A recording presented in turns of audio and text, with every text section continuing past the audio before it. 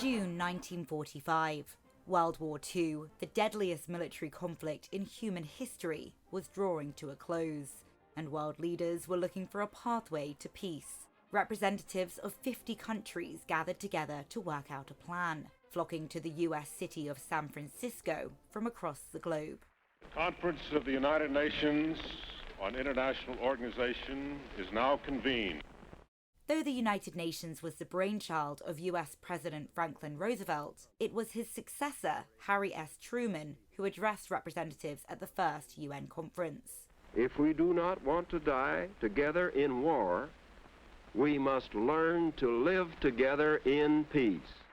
And after months of drafting the UN Charter, on October 24, 1945, the United Nations came into existence.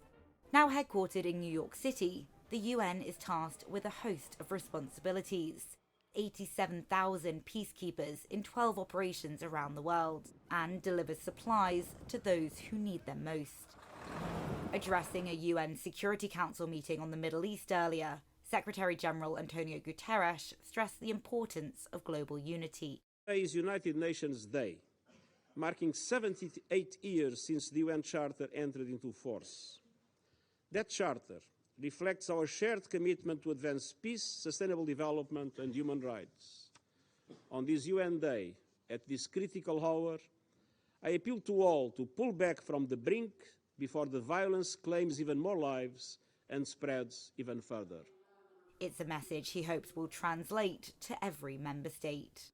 It's a dramatically different world to that of 1945, with old priorities and concerns giving way to new ones. Some critics warn the United Nations needs to reform or risks being confined to history, but its advocates believe the UN has the power to create a more peaceful future. Sally Patterson, CGTN, New York.